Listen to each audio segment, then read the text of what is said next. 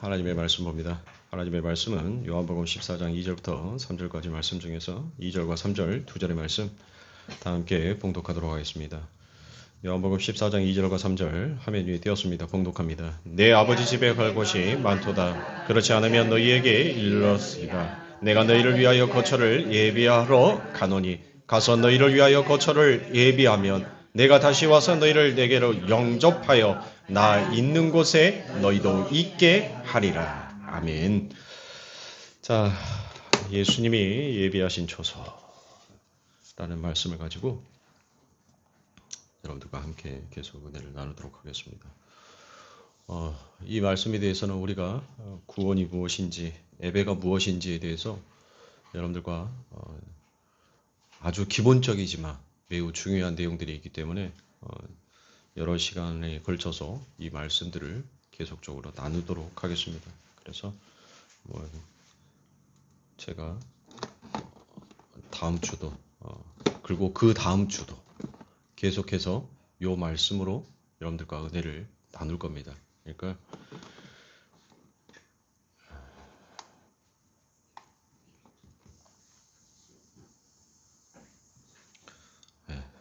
참새를 없앴어요. 계속 찍찍거려서 참새를 좀 잠시 조용히 시켰습니다. 자, 우리가 지난 시간에 예수님과 함께라면, 하나님과 함께라면 그 어디나 하늘나라라는 그와 같은 말씀을 제가 여러분들에게 드렸죠. 그곳이 비록 초가 삼가도 판잣집이라 할지라도, 아니 거기가 감옥 그 이상인 지옥이라 한다 할지라도 우리 하나님과 함께 계시는 그곳이라면, 우리 아버지 하나님께서 계시는 곳이라면 그곳이 바로 하늘나라라는 그와 같은 고백을 할 수 있어야 하는 자가 바로 성도다라고 말씀을 드렸습니다. 그러면서 성경에서 말하는 재림, 파루지아라는 것은 여러분들 구름을 타고 멀리에서 내려온다라는 그와 같은 의미가 아니다라고 했죠. 바로 이 재림, 파루지아라는 것은 안 보이던 것이 이제 보이게끔 나타나는 것을 여러분들 그걸 파루지아다라고 제가 여러분들에게 말씀드렸어요. 그러니까 하나님께서 분명 오순절 성령이 우리들에게 임하였죠. 그 성령이 임하였는데 여러분들 어때요? 내 안에 그 하나님이 그 성령이 임재하고 계신다는 것을 우리는 믿음으로 믿지만 우리가 눈으로 본 것은 아니잖아요. 그런데 내 안에 하나님이 계신다는 것을 우리는 알잖아요. 그렇게 안 보였던 내 하나님이 이제 무엇한다는 거예요? 안 보이던 것이 이제 보이는 하나님으로 우리에게 나타난다는 거. 그게 바로 재림이 가지고 있는 파루지아다라고 말씀을 드렸습니다. 그러면서 모든 만물이 하나님의 작정과 섭리하에 잘 지어지고 하나님의 뜻에 맞게 잘 움직여지는 그 상태를 바로 사베스다라고 말씀을 드렸어요. 그게 안식이다라고 제가 말씀을 드렸죠. 그것은 천지 만물이 하나님의 말씀에 온전히 순종하고 그분께 항복하여 있는 그 상태를 가리켜서 무엇한 상태? 무엇이다게요? 안식이다라고 그와 같이 얘기를 하는 겁니다. 그러니까 절대 타락할 수 없고 영원히 그러한 상태로 유지되는 그곳을 만들기 위해서 하나님께서는 1차적으로 타락이 가능한 것을 하나님이 만들어 놓으신 것입니다. 그리고 거기에서부터 하나님은 어떻게 하나님의 은혜로 영원히 타락하지 아니하는 하나님의 나라를 만들어내는지를 보여주는 것이 그게 바로 역사인 것입니다. 그 역사가 어디에 기록되어 있어요? 바로 성경에 기록이 되어 있는 것입니다. 그 상태를 성경이 무엇이다라고 부른다는 거예요? 에베다라고 제가 부른다겠죠. 이 에베라는 것은 가치 부여의 행위다라고 제가 분명하게 여러분들에게 말씀을 드렸어요. 그러니까 어떤 것이 정말 참 가치인지를 올바로 인식하고 깨달아서 그 가치에 온일해 버리는 것을 우리가 에베다라고 말씀을 드리는 겁니다. 그러니까 여러분들이 지금 이 세상을 살아가지만 이 세상 속에서 여러분들이 하나님 앞에 예배하려고 오셨다는 것은 여러분들의 삶 가운데 있어서 어떤 것이 정말 참 가치 있는 것인지 여러분들이 인식하고 깨달았다는 거예요. 그런데 그것을 누가 깨닫게 했어요? 바로 하나님께서 우리들에게 그 구원을 허락하심으로 인하여서 깨닫게 되더란 것입니다. 세상 사람들은 여러분들 자기 자신에게 늘 올인해서 살아갑니다. 그리고 나 자신을 위해서 모든 것을 걸면서 살아가는 것이 바로 세상입니다. 그러나 성도는 하나님의 백성들은 거기에서 빠져나와서 하나님에게 온전히 순종하는 그 예배를 이 세상 가운데서 여러분들 드리더란 거예요.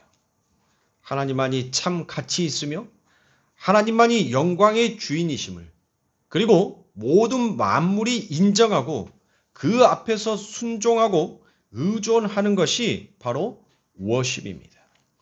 모든 피조물이 하나님의 뜻과 합일한 상태에서 하나님께 순종하고 있는 그 상태, 그거를 우리는 다른 말로 무엇이다라고 얘기하냐면 하나님과의 연합이다라고 그와 같이 얘기합니다. 그 연합이라는 말을 다른 말로 mutual indwelling이다라고 그와 같이 얘기합니다. 그 뜻은 바로 상호 내주예요. 상호 내주. 상호 내주라는 것을 여러분들 이렇게 말하면 무슨 말인지 모두 알아들으실 거예요. 하나님이 인간 안에 들어오고 인간이 하나님 안에 들어가는 것을 바로 상호 내주다라고 얘기합니다. 그것을 다른 말로 연합이다라고 이야기하는 거예요. 그걸 바로 초소 삼기다라고 이야기합니다.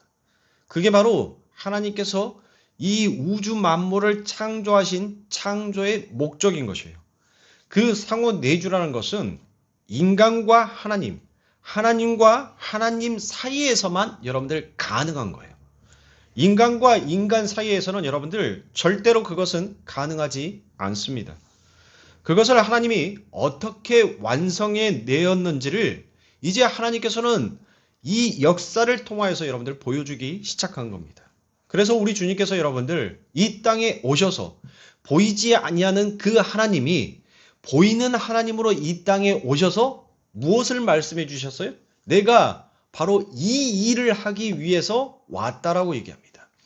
그것은 바로 주님께서 자주 사용하셨던 아버지가 내 안에, 내가 아버지의 안에 있다라는 말씀을 여러분들 자주 하셨습니다.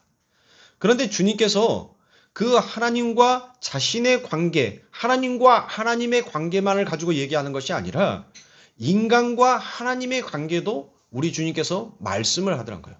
누구에게? 바로 그 제자들에게 너희가 내 안에, 내가 너희 안에 있다라고 그와 같이 말씀을 하십니다. 그게 바로 무엇이에요? 그게 바로 연합이다라는 것입니다. 그 연합이 바로 여러분들 상호 내주이고 초소라는 그와 같은 뜻이 있는 거예요.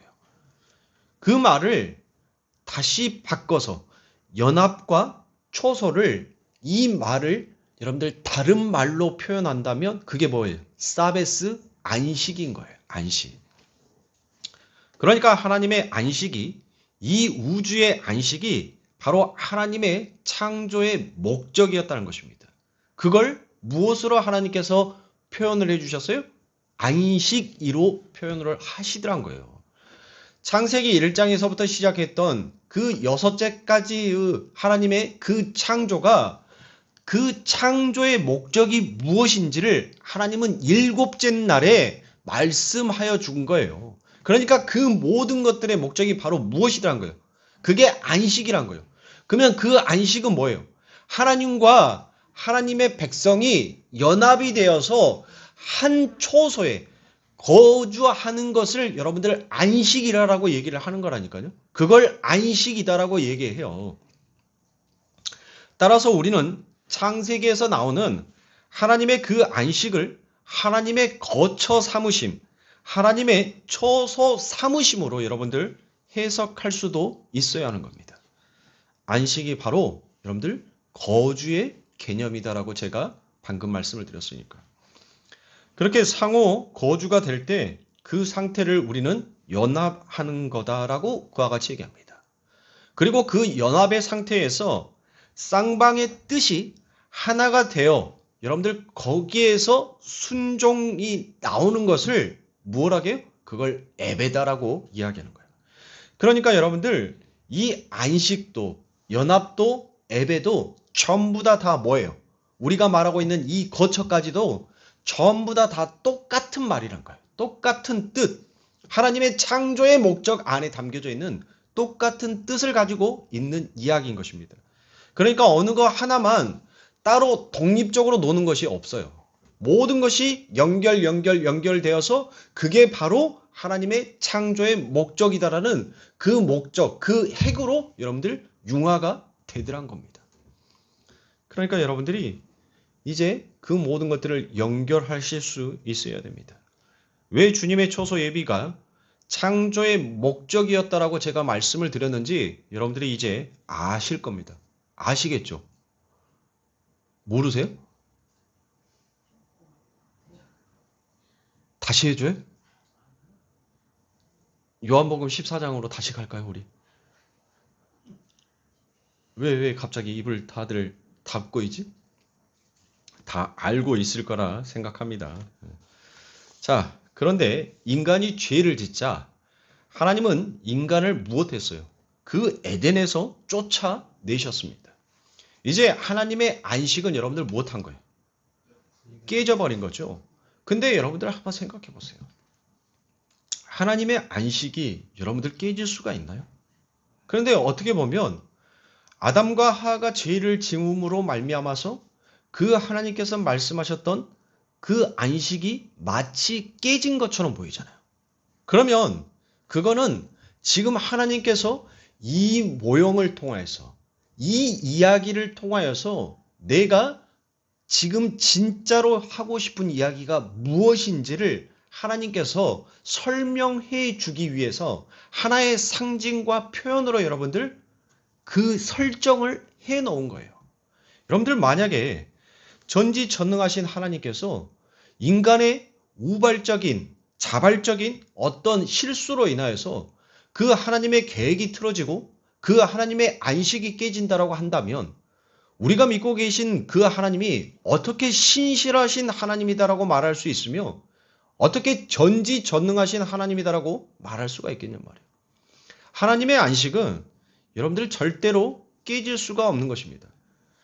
하나님은 홀로 완전하신 분이기 때문에 하나님은 그 안식을 그 무엇으로도 깰 수 없음을 하나님께서 보여주신 거예요. 그럼에도 하나님께서 다시는 깨어지지 않는 안식을 마련하기 위해서 혼돈의 과정을 통과하게 하신다라는 의미에서 안식이 깨졌다라고 말씀을 드리는 것이지 하나님의 안식은 여러분들 절대로 깨질 수가 없습니다. 그래서 하나님은 이제 영원히 깨지지 않는 안식의 초소를 마련하시는 일을 여러분들 그걸 시작하신 거예요. 그걸 바로 우리가 무엇이다라고 하냐면 그걸 구속사다라고 이야기하는 거예요. 하나님께서 만들어 놓으신 하나님께서 이미 완성해 놓으신 그 안식이 영원히 깨지지 아니하고 하나님의 초소가 그 어떤 것으로도 방해받지 아니하고 영원하게 여러분들 그 안식처가 지켜지는 것 하나님의 작전과 계획 속에서 하나님의 원칙 안에서 여러분들 그것이 그대로 유지되는 것 그게 무엇인지를 하나님께서 보여주는 것이 그게 바로 구속사인 거예요. 그 구속사를 하나님께서는 성경에서 무엇으로 여러분들 표현해 놨냐면 바로 새 언약과 새 창조로 하나님께서는 표현을 하시더란 겁니다. 하나님은 그 일을 위하여서 노아와 언약을 맺으시고 아브라함을 부르시고 이삭을 부르시고 야곱을 부르시고 모세를 부르신 겁니다. 그렇게 해서 이스라엘이라는 국가가 여러분들 출발하기 시작합니다. 그것이 바로 지금 새 창조의 과정인 거예요. 그 민족적 이스라엘은 바로 여러분들 누구다라고 그랬습니까? 누구를 상징하는 거다라고 했죠? 바로 그것이 하나님의 교회, 영적인 이스라엘은 바로 성도를 상징하는 것이다라고 제가 말씀을 드렸으니까. 그렇다면 하나님께서 당신께서 거하실 초소를 준비한 것과 하나님의 백성들의 구원은 여러분들 못한 거예요. 아주 밀접한 관계가 있다는 것입니다. 하나님의 초소 예비와 하나님의 구원은 여러분들 같은 이야기란 거예요. 출애굽기에 보면 그 이스라엘을 애굽에서 건져내신 이유를 다음과 같이 말씀합니다. 출애굽기 15장 13절과 17절의 말씀입니다. 주께서 그 구속하신 백성을 은혜로 인도하시되 주의 힘으로 그들을 주의 성결한 처소에 들어가게 하시나이다. 주께서 백성을 인도하사 그들을 주의 기업의 산에 심으시리이다. 여호와여 이는 주의 처소를 삼으시려고 예비하신 것이라. 주여 이것이 주의 손으로 세우신 성소로소이다 라고 그와 같이 얘기합니다. 여러분들은 어떠십니까? 출애굽기 15장 13절과 17절 우리가 비록 두 절의 말씀을 읽었지만 여러분들 그 안에서 초소라는 말씀이 계속적으로 여러분들 등장하는 것을 우리가 알 수 있죠.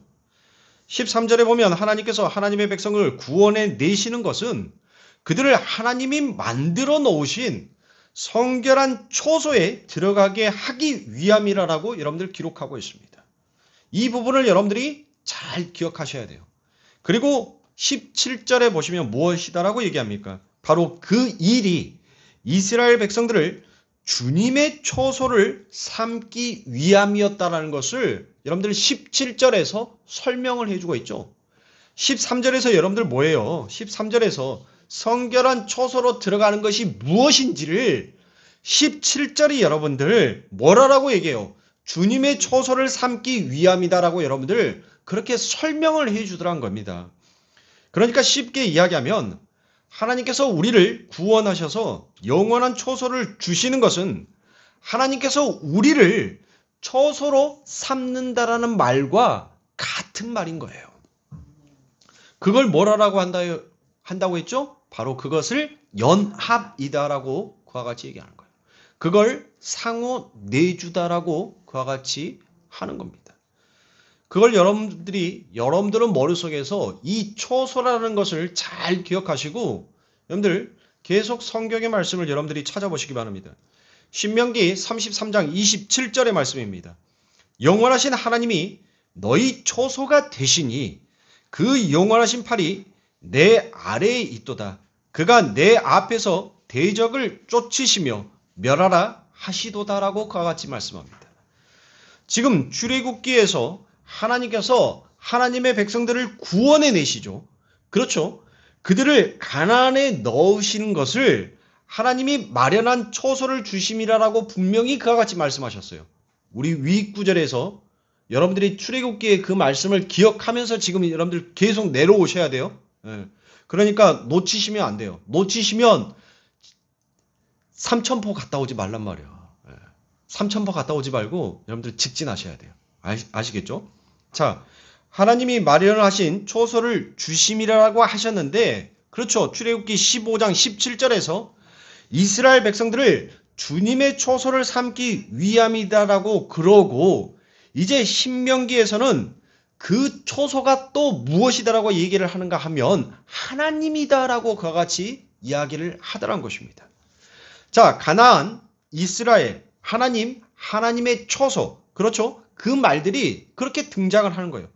그렇다면 하나님께서 초소를 우리에게 예비하시기 위해서 우리를 죄에서 건져내셨다는 것은 그렇다면 우리를 지금 하나님께서는 우리를 어디로 끌고 가고 계신다는 거예요.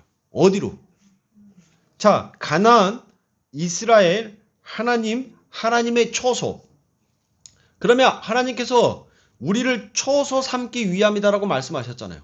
그렇죠? 그러면 하나님이 초소를 삼기 위해서 우리를 어디로 끌고 가시는 거예요? 어디로? 바로 그 하나님 안으로 우리를 밧줄로 꽁꽁 묶어서 여러분들 이제 끌고 가는 거예요. 어디로? 하나님 안으로 데리고 가는 거라니까요. 하나님 안으로 데리고 가니까 우리 안에 있는 이 옛 자아가 부서질 수밖에 없는 거예요.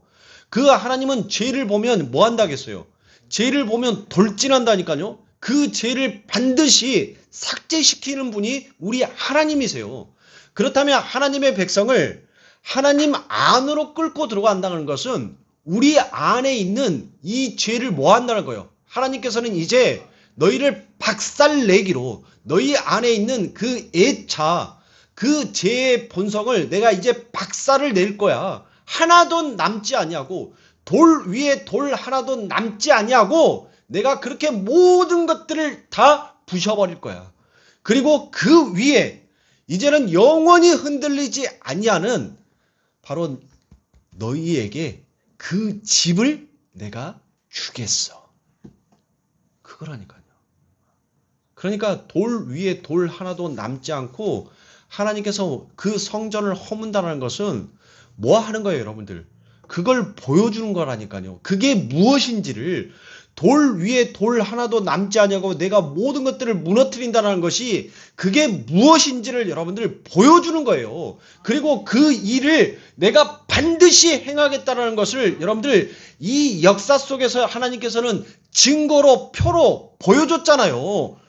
로마에 의해서 그 터틀리안에 의해서 여러분들 무엇했어요? 그 예루살렘 성전이 철저하게 짓밟혔다니까요. 돌 위에 돌 하나도 남지 아니하고 그 성전이 완전히 무너졌어요. 그렇다면 바로 하나님께서 뭐 하는 거예요? 그 율법, 그 죄에 머물러서 하나님의 은혜가 무엇인지 모르는 너희들, 내가 반드시 그 율법을 통하여서 너희 안에 담겨져 있는 그 모든 죄들을 돌 위에 돌 하나도 남기지 아니하고 전부 다 내가 이제 무너뜨릴 거야. 전부 다 그 모든 것들을 깨끗하게 쓸어버릴 거야. 그리고 그렇게 깨끗하게 쓰러진 자리에 이제 내가 뭘 세우겠다는 거예요? 하나님의 교회를 세우겠다는 거예요. 근데 그 하나님의 교회는 인간의 열심으로 세워지는 것이 아니라 바로 하나님의 은혜로 세워졌다라는 것을 하나님께서 보여주시는 것이 바로 이 땅에 2000년 전에 예수 그리스도가 이 땅에 오셨고 그 예수 그리스도가 교회의 머리가 되어서 하나님의 무너지지 아니하는 교회가 세워졌다는 겁니다. 바로 그 이야기하는 거예요. 하나님께서 죄에서 우리를 건져내셔서 우리를 끌고 가는 것은 바로 하나님 안으로 끌고 가겠다는 거예요. 그래서 하나님께서 우리 주님께서 제자들에게 뭐 하는 거예요? 내가 너희 안에, 너희가 내 안에라는 그 연합의 말씀을 하신 거라니까요.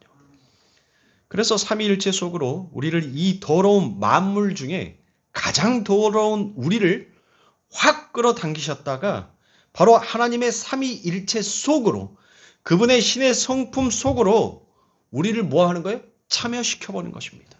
그래서 바울이 우리를 신의 성품에 참여한 자다라고 그와 같이 표현을 하는 거예요. 신의 성품에 참여한 자다라고 그와 같이 바울이 여러분들 우리를 그렇게 표현한 거라니까요. 그러니까 하나님의 나라에서 우리가 여러분들 어떻게 산다는 거예요. 하나님의 나라에서 우리가 어떻게 산다. 방금 제가 힌트를 줬잖아요. 바울이 우리를 신의 성품에 참여한 자다라고 얘기를 했잖아요. 그러면 우리가 뭐라는 거예요? 우리가 뭐라는 거예요? 우리가 신이잖아요. 신의 성품에 참여한 자니까 우리가 신이잖아요. 우리가 하나님이잖아요. 그러니까 뭐 하는 거예요? 우리가 그 아버지 하나님의 나라에 가서 뭐처럼 산다? 하나님처럼 산다는 거예요. 하나님처럼. 우리가 이 땅에서 여러분들 뭐 합니까? 우리의 애자가 여러분들 뭐예요? 하나님처럼 여러분들 살아보겠다라고 이 세상 가운데 얼마나 더럽고 지저분하고 추악스러운 그 모습으로 그 하나님의 자리, 그 고지의 꼭대기를 점령해 보겠다라고 여러분들 이 땅에서 여러분들 얼마나 아둥바둥하게 살아가냔 말이에요. 그런데 어느 누구도 그 고지의 꼭대기를 점령한 자가 없더란 겁니다. 진짜 하나님처럼 사는 자가 없더란 거예요. 그런데 우리가 그 하나님의 말씀에 의해서 우리가 그렇게 인내하며 휘포모네 그렇게 인내하면서 비록 그 길이 고난과 환난과 눈물의 골짜기의 길이라 할지라도 하나님이 우리를 이끌어 가시는 대로 끝까지 인내하면서 걸어간 자는 이제 그 아버지 하나님의 나라에서 진짜 하나님처럼 여러분들 살게 되더란 겁니다. 왜요? 어떻게? 하나님이 바로 무엇하는 거예요? 우리를 뭘로 봐주기 때문에. 우리를 뭘로 봐주기 때문에? 우리를 예수로 봐주기 때문에 여러분들, 그래서 하나님처럼 우리가 그 천국에서 산다는 거예요. 여러분들, 우리가 작은 예수라니까요. 우리가 예수라니까요. 하나님의 눈에는 여러분들 뭐예요, 우리가? 우리가 예수인 거예요. 뭐 앞에 뒤에 내 설교 제대로 들어보지도 못하고 거룩교회 뭔 목사가 자기가 예수라라고 하네, 성도가 자기가 예수라라고 하네, 그러면서 여러분들 말도 절도 안 되는 소리 하는 사람들 설교 제대로 똑바로 듣고 난 다음에 여러분들 떠들어요. 왜냐하면 제가 이런 말을 하는 것은 우리 성도님들뿐만 아니라 제 유튜브를 시청하는 사람들이 있기 때문에 여러분들 그 말씀을 드리는 겁니다. 자, 여러분들이 잘 들어보세요. 진짜 하나님처럼 살게 된다는 것이 무엇인지를, 그러니까 우리가 우리의 힘으로 하나님처럼 살겠다라고 나서서 우리가 열심히 애를 쓰고 우리의 깨를 짜내면서 살아가는 것이 여러분들 이지경이라니까요. 하나님처럼 살아보겠다라고 서로가 여러분들 그 더럽고 지저분하고 그 악함 속에서 살아가니까 이 세상이 여러분들 뭐 하는 거예요? 이 세상이 이지경인 거예요. 신해라가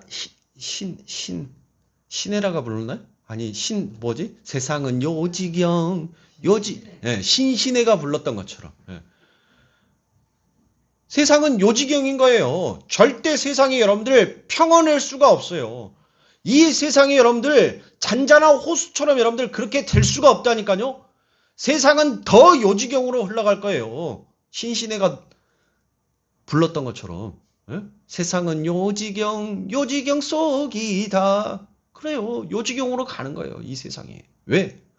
진짜 하나님이 아닌데 진짜 하나님의 그 성품, 신의 성품을 소유하지 못한 자들이 서로가 뭐 하는 거예요? 내가 하나님이 되어보겠다라고 여러분들 그렇게 세상을 악랄하게 살아가다 보니까 요지경이 될 수밖에 없는 것입니다. 그러니까 너희는 내가 만들어낸 그 하나님의 나라에, 그 나라의 은혜로 믿음으로 들어와라라고 그와 같이 얘기를 합니다. 이것이 바로 하나님의 백성에게 던져진 신앙생활이 요구하는 하나의 목적인 것이에요. 어디로 들어오라고요? 믿음으로 들어와라고 얘기를 하는 겁니다. 그 믿음의 실체는 누구예요? 그 믿음의 본체는 누구예요? 하나님이라니까요. 하나님이라고 해요, 여러분들. 그러니까 너희는 어디로 들어와? 하나님 안으로 들어와. 이 말인 거예요. 너희 믿음으로 살으라는 것은 너희 하나님 안에서 살으라는 그 말로 여러분들이 해석하시면 되는 것입니다. 그래서 성경은 계속 우리에게 은혜를 알아라, 은혜로 들어와라, 믿음으로 들어와라라고 그와 같이 얘기합니다. 그래서 시편 90편 1절의 말씀에 보도 주여 주는 대대의 우리의 거처가 되셨나이다라고 그와 같이 얘기합니다. 이 다윗이 그 거처에 대한 이야기들을 참 많이 씁니다. 뭐 시편 90편 1절뿐만이 아니라 이어지는 시편 91편 9절의 말씀에서도 내가 말하기를 여호와는 나의 피난처시라 하고 지존자로 거처를 삼음으로라고 그와 같이 되어 있습니다. 그리고 또 시편 132편 13절에서도 여호와께서 시온을 택하시고 자기 거처를 삼고자 하여 이르시기를 라고 그와 같이 얘기합니다. 여러분들 시온은 누구를 가리켜서 얘기하는 거예요? 시온은 바로 영적 이스라엘, 그렇죠? 교회를 이야기하는 것입니다. 그러니까 여기서도 여러분들 무엇을 얘기해요? 하나님이 우리의 처소다. 우리가 하나님의 처소다라고 그와 같이 반복하여서 여러분들 그 이야기가 계속 혼용되어서 여러분들 쓰여지고 있지 않습니까? 하나님이 우리의 처소다. 우리가 하나님의 처소다라는 것을 계속 여러분들 그 말이 반복하여져서 쓰고 있는 것입니다. 이것을 바로 가리켜서 상호 내주, 연합이다라고 말하는 것이고 이게 바로 여러분들 창조의 목적이라는 거예요. 그러니까 하나님께서 천지 만물을 창조하신 창조의 목적이 바로 무엇이다라고 얘기를 하냐면 여러분들 뭐라고 얘기해야 돼요? 딱 두 글자로. 그렇죠. 연합, 처소, 안식. 요것만 이야기하면 되는 거예요. 요것만. 성경은 심플하다니까요. 뭘 그렇게 복잡하게 얘기를 해.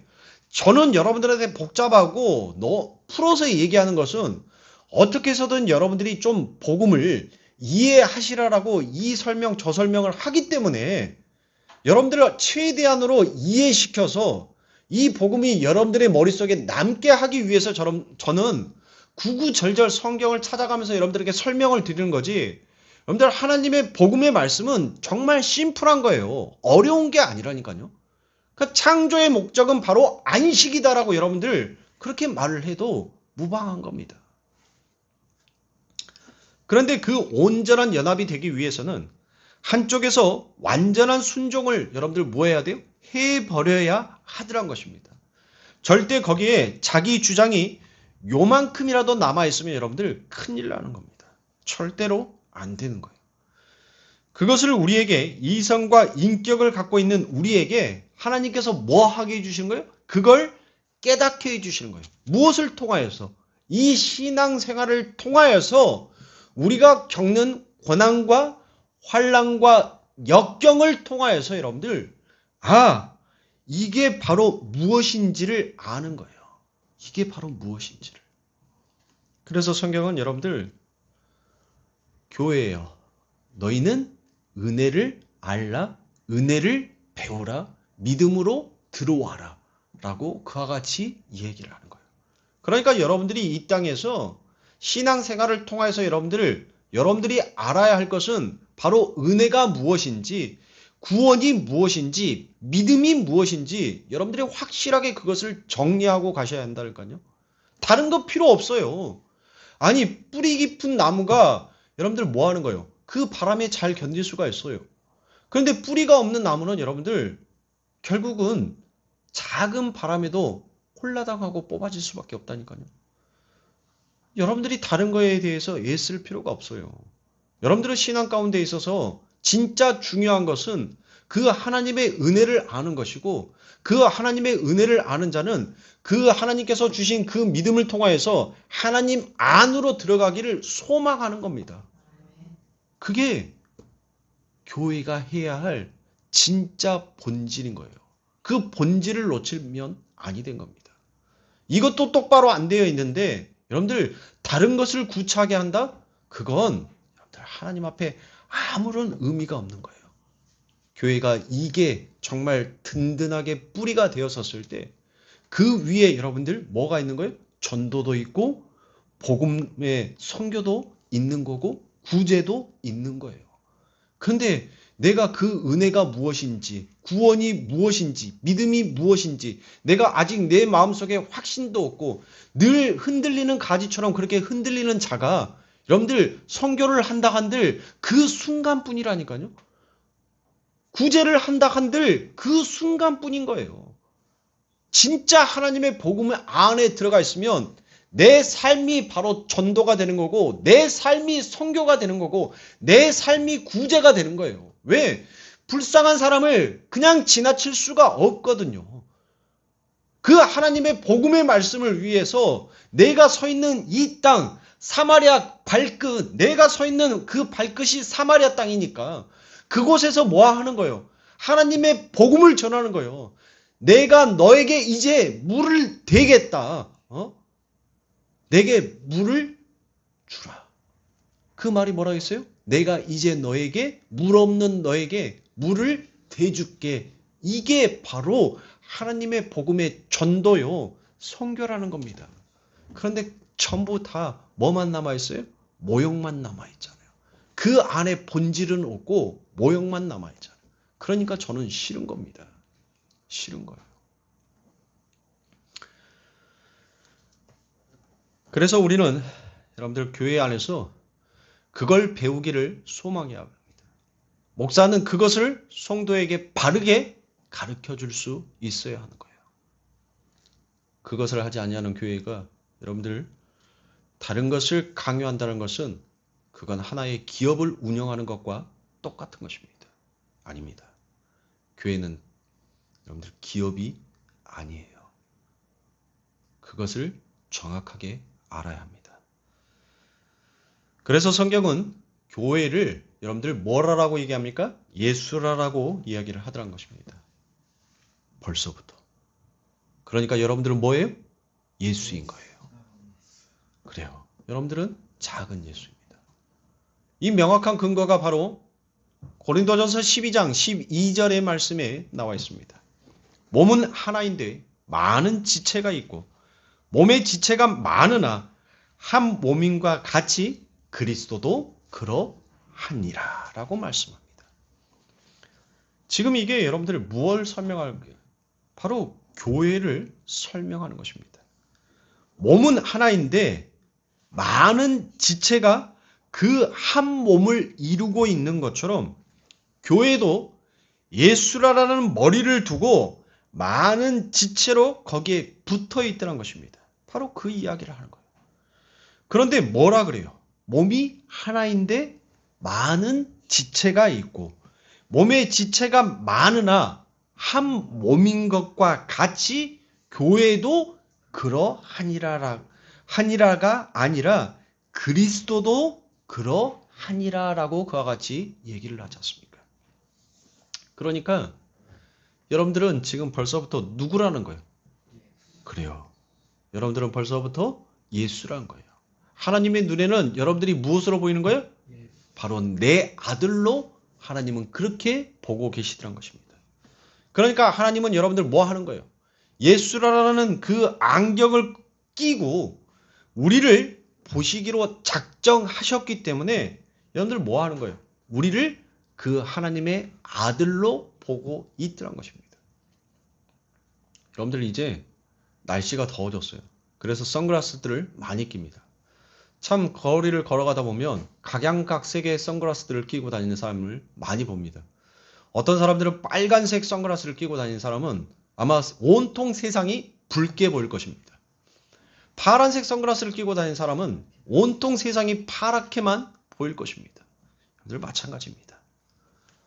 예수라는 안경을 끼고 사람을 쳐다보면 모든 사람들이 여러분들 전부 다 뭘로 보이는 거예요? 예수로 보이는 것입니다. 그러니까 하나님은 지금 우리를 그 예수라는 안경을 끼고 우리를 보시기 때문에 우리가 무엇으로 보이는 거예요? 예수로 보이는 거예요. 왜 그럴까요? 왜 우리가 예수로 보일까요? 우리가 잘나서? 우리가 이렇게 하나님을 향하여서 이 대한민국 교회가 막 새벽 기도도 드리고 금요철화도 하고 막 토요일 날도 모이고 거의 1년 365일 주구장창 모여서 하나님 찬양하고 경배하고 기도하고 막 그래서 여러분들 하나님께서 특별하게 정말 열심히 있으니까 그래서 여러분들 우리를 예수로 봐주겠어요? 천만의 말씀입니다. 여러분들 그런 열심은 이미 성경에서 전부 다 무엇이다라고 얘기해요? 실패한 열심이다라고 이야기합니다. 여러분들 하나님의 법궤 안에 뭐가 들어가 있죠? 세 가지가 들어가 있습니다. 첫 번째 아론의 쌍난 지팡이가 들어 있습니다. 그리고 만나의 항아리가 들어가 있죠. 그리고 십계명의 돌판이 들어가 있지 않습니까? 이런 기본적인 것들은 여러분들이 함께 말씀해 주셔야 됩니다. 그런데 여러분들 이 세 가지가 전부 다 뭘 상징하고 있어요? 바로 실수와 실패를 죄악을 상징하는 그와 같은 모습으로 여러분들 보여주고 있잖아요. 그런데 여러분들 그 실패와 실수와 죄악으로 가득 담아져 있는 그 법궤 위에 뭐가 뿌려지는 거예요? 피가 뿌려지죠. 그 피가 뿌려짐으로 인하여서 여러분들 그 죄가 죄로 안 보이는 거죠. 그런데 여러분들 그 피는 영원한 피가 아니기 때문에 제사장들은 날마다 여러분들 그 위에 뭐 해야 돼요? 피를 뿌려야 되지 않습니까? 그런데 어때요? 이제는 더 이상 피를 뿌릴 필요가 있어요? 없어요? 없죠. 왜요?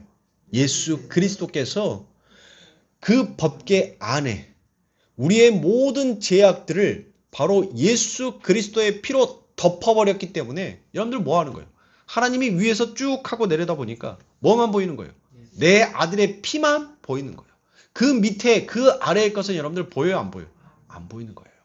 그러니까 하나님은 우리를 뭘로 보고 있다? 바로 내 아들로 보고 있다라는 그 의미에서 우리가 바로 예수다라고 그와 같이 얘기하는 겁니다. 그것을 바로 여러분들 뭐 하는 거예요? 그리스도와 우리가 연합한 상태다라고 그와 같이 얘기합니다. 그러니까 예수만 의인이고 여러분들 예수를 뭐 하는 거예요? 예수를 확 끄집어 올렸더니 하나님께서 뭐 하는 거예요? 하나님께서 그 예수를 확 끄집어 올렸더니 여러분들 뭐가? 그 예수를 머리로 한 그 많은 지체들이 뭐 하더란 거예요? 쭉 하고 따라 올라오더라라는 것을 바로 바울이 고린도전서 12장 12절에서 말씀하신 그 내용이란 말이에요. 아시겠죠? 예? 아시겠죠? 예. 아멘 좀 해주시면 힘납니다. 아멘 안 해주면 어중간하게 시간도 다 되어가는데 덮으겠습니다. 예.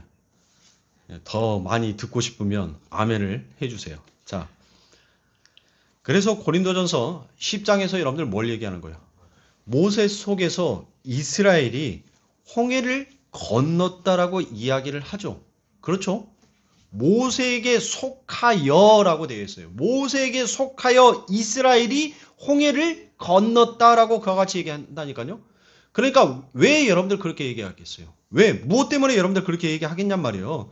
바로 고린도전서 12장 12절의 말씀, 그 말씀의 뜻이 무엇인지를 그들이 여러분들 하나님께서 너희에게 은혜와 구원이 무엇인지, 너희를 내 안으로 끄집어 당기는 것이 무엇인지를 여러분들 모세를 통하여서 보여줬는데 그걸 이스라엘 백성들이 못 알아먹잖아요. 모르잖아요.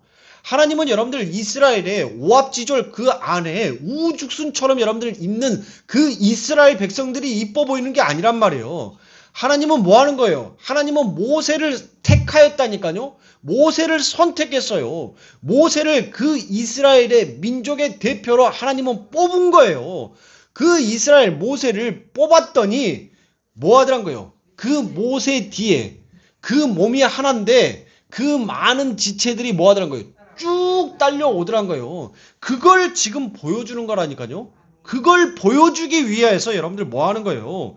모세에게 속하여 이스라엘이 홍해를 건넜다라고 그와 같이 이야기를 하는 거라니까요. 그러니까 모세는 이미 애굽에서 한번 나왔던 경험이 있는 사람이지 않습니까?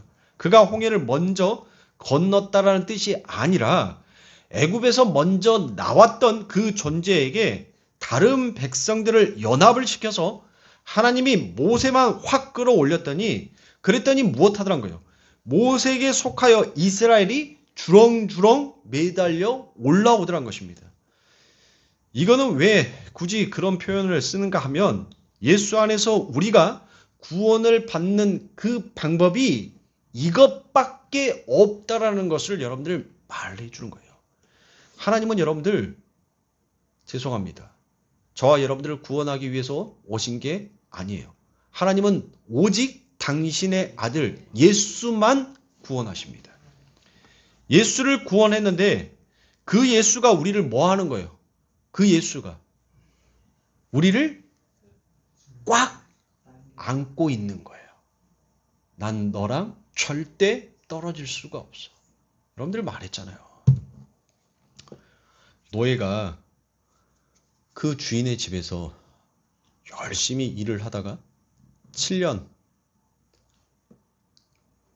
이제 노예를 풀어주는 그 시기가 됐는데 그 주인이 너무 좋아. 그리고 내 아내가 너무 사랑스러워. 그래서 그 종이 무엇합니까? 이제 내가 당신의 종의 영원한 종이 되겠습니다라고 하면 그 주인이 노예를 데리고 가서 뭐예요? 그 귀를 뚫어버리죠. 그리고 그를 이제 노예로 삼는 것이 아니라 뭘로 삼아요? 아들 삼잖아요. 아들. 그러면 그 노예가 무엇 때문에 여러분들 그렇게 자기의 귀를 뚫어가면서 여러분들 그 주인의 집에 여러분들 머물기를 원하겠냔 말이에요. 물론 주인도 좋지만 나에게 누구, 나와 연합이 되어 있는 나와 둘이가 한 몸이 되어 있는 그 신부를 너무너무 사랑하기 때문에 여러분들 뭐 하는 거예요? 그 노예가 그 신부를 버릴 수가 없으니까 차마 자기에게 표식을 남겨서라도 그 신부를 함께 연합하고자 싶어하는 그 하나님의 사랑의 마음이 바로 예수 그리스도의 십자가에서 여러분들 증거되고 보여주더란 겁니다. 하나님의 사랑, 너희를 향한 하나님의 사랑, 하나님의 자녀, 하나님의 백성을 위한 하나님의 사랑이 무엇인지를 그 하나님이 스스로 그 십자가 위에 올라가서 노예가 자기의 귀에 표식을 남듯이 그 하나님께서 자기의 손과 발에 그 표를 남겨서 이제 너는 영원한 내 거다라는 것을 하나님께서 증거하더란 거예요. 그게 바로 구원인 것입니다. 그러니까 하나님은 여러분들을 구원한 것이 아니에요. 하나님이 구원은 예수였었습니다. 그 예수가 우리를 꼭 품에 안은 거예요. 흘리지도 않고 하나도 안 흘리고 그 요한복음이 나오잖아요. 내가 하나도 안 흘렸다 그러지 않습니까? 다 끓고 올라갔다는 거예요. 내가 한 명도 여러분들 하나님께서 내게 주신 자를 한 명도 실족하지 않고 한 명도 내가 버리지 않냐고 내가 뭐 한다는 거예요. 그들을 다 주워 담아서 내가 데리고 가겠다라고 얘기하잖아요. 그 말씀이라니까요. 그래서 하나님은 그 예수를 통하여 우리를 보기에 우리가 그리스도라는 이름을 부여받게 되는 것입니다. 예수가 머리이고 우리가 지체가 되었다는 것은 결국 예수와 우리가 한 몸이니까 우리가 바로 예수라는 그와 같은 의미와 뜻이 그 안에 있는 거예요. 달리 제가 우리가 예수다라고 그와 같이 얘기하는 것이 아니에요. 그래서 예수님이 우리가 공동 상속자가 되었다라는 이야기를 로마서에 하고 있지 않습니까? 여러분 우리에게 그런 것이 주어져 있더란 것입니다. 이게 안 믿겨지니까 여러분들 뭐 하는 거예요? 지금 이 땅에서 엉뚱한 것으로 자기의 공허를 채우려고 하고 있지 않습니까? 우리가 정말 그것이 믿겨진다면 여러분들 이 세상에서 뭐 하는 거예요? 우리들의 삶 가운데 탐심을 뺀다니까요. 나를 위해서 살고자 싶어하는 그 욕심을 여러분들 우리 스스로가 내려놓을 수가 있는 거예요. 근데 우리가 열심히 하나님을 믿는다라고 하고 성경의 말씀 속에서 공동 상속자다라는 그 이야기를 들었을 때 기분이 좋아서 믿습니다라고 이야기를 하지만 내 삶 가운데에서는 그 이야기가 믿겨지지 않으니까 여러분들 아둥바둥 뭐든지 내 손에 뭐 하려는 거예요? 내 손에 쥐려고만 하지 필려고를 하지 않아요. 그러니까 이 땅에 태어난 모든 사람들은 여러분들 뭐 할 때 드디어 손을 피는 거예요? 죽었었을 때. 그래요. 내 마음 안에 그 욕심이 내 애자가 죽어야지만이 내 손이 펴지는 거예요. 여러분들 우리는 펴야 됩니다. 여러분들 하나님 앞에 할렐루야 할 때 여러분들 주먹 쥐고 할렐루야 하는 사람 있어요? 두 손 들고 아멘 합시다 라고 했었을 때 여러분들 전부 다 어떻게 해요? 손 다 피고 아멘 하지 않습니까? 여러분들 그거예요.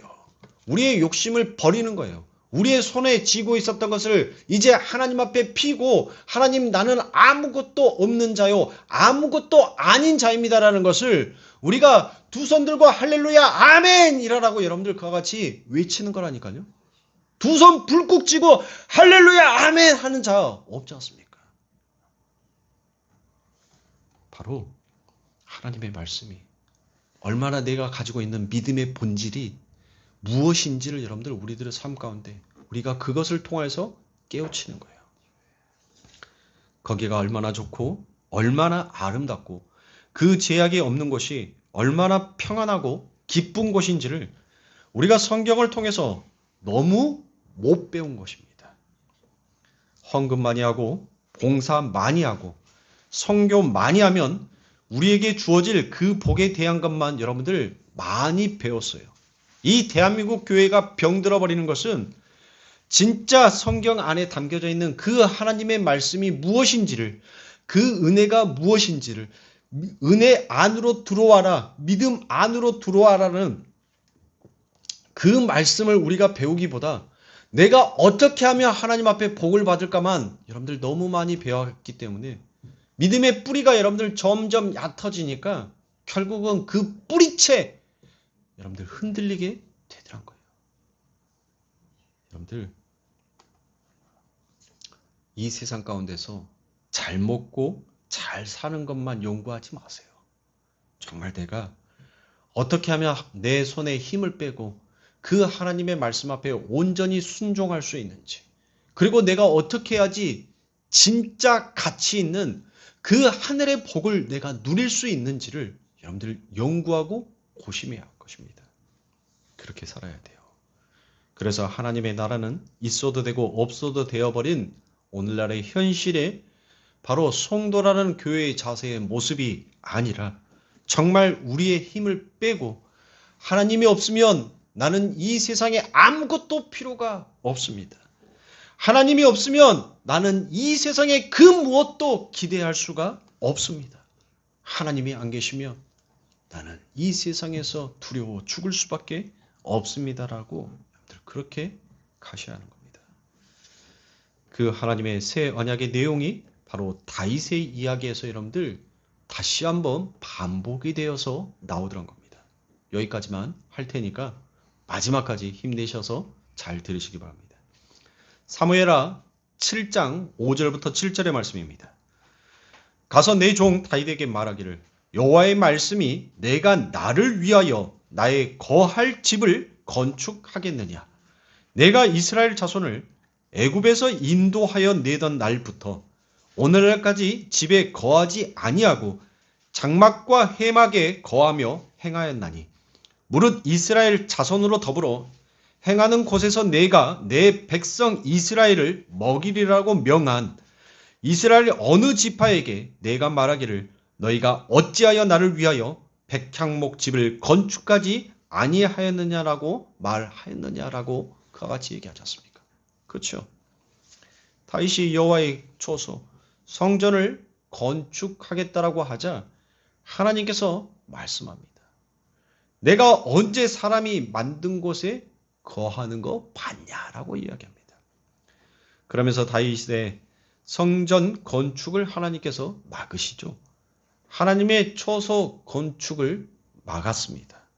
나는 인간들로부터 무엇을 받는 존재가 아니다라는 것을 하나님께서 이미 이 다윗을 통하여서 말씀한 거예요. 그리고는 8절에서부터 여러분들 다윗에게 하나님께서는 이제 언약을 하십니다. 어떤 언약이요? 바로 새 언약의 내용을 하나님께서 다윗에게 이제 8절부터 이야기합니다. 8절입니다. 그러므로 이제 내 종 다윗에게 이처럼 말하라.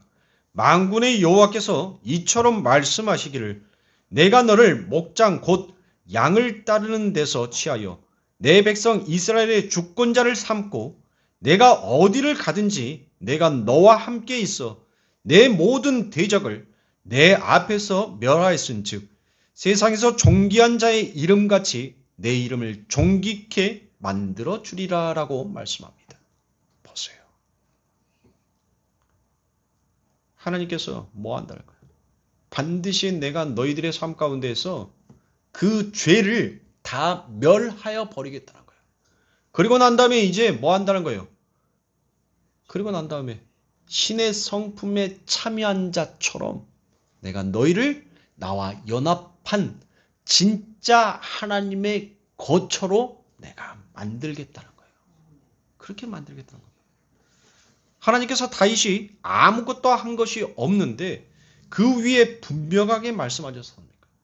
내가 살 집을 너가 어떻게 만들겠느냐라고 그와 같이 얘기했습니다. 그렇게 말씀해 놓고 이제 축복을 막 부어 주고 있어요. 그의 행위와 전혀 상관없이 하나님은 지금 다윗에게 아니 하나님의 백성 전체에게 내가 너희들에게 줄 복은 너희들의 행위와는 전혀 상관없이 내가 너희들에게 베푸는 것이다라는 것을 바로 은혜의 언약이다라는 것을 하나님께서 그들에게 선포하시는 것입니다. 그런데 공의의 하나님께서 불의한 자에게 거저 그냥 그렇게 하실 수가 없다라는 그와 같은 말이에요. 그러면 어떻게 다윗에게 그 무시무시한 죄를 지었던 그리고 죽는 날까지 하나님 앞에서 그런 엉터리 삶을 살았던 다윗에게 여러분들 이렇게 축복할 수 있는 근거가 있어야 될 거 아닙니까? 그렇죠. 그게 바로 뭐예요? 그게 바로 사무엘하 11장과 12장의 말씀입니다. 그것은 여러분들이 집에 가셔서 읽어보세요. 다윗과 밧세바가 여러분들 죄를 졌습니다. 간음을 해서 예를 베었죠. 예가 그리고 태어났습니다. 그런데 하나님께서는 이 예를 반드시 죽는다라고 얘기합니다. 여러분들 애기가 무슨 죄가 있어요? 얘가 무슨 죄가 있냔 말이에요. 지가 태어나고 싶어서 태어난 것도 아닌데. 여러분들 근데 하나님께서는 여러분들 그 아이를 죽입니다. 바로 무죄한 자가 죽고 솔로몬, 하나님의 자손을 대표하는 솔로몬이 여러분들 뭐 하는 거예요? 그가 나오는 거예요. 그 은혜의 언약의 근거로 바로 다윗과 밧세바의 사건이 여러분들 거기 안에 끼어 들어가 있는 거예요. 다윗이 얼마나 나쁜 놈인지를 봐라. 이게 아니라 이게 바로 구속사다란 거예요. 그 무죄한 자의 죄로 인하여서 죽고 어떻게 아들이 태어나는지를 하나님께서 보여주는 거라니까요. 그 무죄한 자가 누구예요? 바로 예수 그리스도가 죽고 드디어 그 예수 그리스도의 죽음으로 말미암아 하나님의 복을 받은 그 하나님의 아들이 탄생하더란 겁니다. 이후로는 솔로몬과 같은 축복을 누릴 자가 없다라고 말씀하시잖아요. 이후로는 바로 그거예요. 우리는 이미 그렇게 하나님 앞에 축복받은 자다란 것입니다. 그러니 여러분들 엉뚱한 세상에 헛된 축복만을 쫓아가지 마시고 정말 영원한 축복을 생각해 보세요. 솔로몬이 여러분들 이 땅에서 누렸던 그 축복은 하나님 앞에 먼지 한 톨도 안 되는 것입니다. 훅 불어버렸더니 뭐예요? 솔로몬이 누렸던 그 모든 북이 영화가 남과 북으로 쪼개져 버립니다. 그리고 하나도 그 땅 위에 하나도 남은 것 없이 모든 것이 흐트러져 버립니다. 여러분들, 그 솔로몬이 이 땅에서 누렸던 그 축복보다도 하나님은 더 엄청난 축복을 우리들에게 예비하시고 준비하시고 부어주시기를 지금 원하고 있어요. 그러니 여러분들 그 축복을 향하여서 달려가세요. 그 축복을 향하여서 여러분들에게 다가오는 고난도, 역경도, 환난도 능히 이길 수 있는 거예요. 왜요? 내가 이것만 이제 견뎌내면 내 뒤에 오는 그 엄청난 축복은 말할 수 없다. 여러분들 그거 못 견디겠어요? 우리 성도님들 앞으로 50년만 더 견디시면 이제 영원한 축복이 여러분들의 손에 쥐어진다니까요. 영원한 축복? 끝이 없는 축복이 여러분들의 손에 쥐어져요. 앞으로 50년만 있으면 50년까지 꼭 사세요. 그러면 다들 1세기를 넘기시네. 여러분들 그걸 바라보면서 우리는 이 땅에서 하나님의 그 소망으로 인내할 수 있는 겁니다. 그러니 우리 성도님들 힘들고 고단한 이 인생의 걸음 가운데 기쁨으로 소망으로 하나님만을 바라보면서 걸어가시는 우리 성도님들이 되시길 주님의 이름으로 축원합니다. 기도하겠습니다.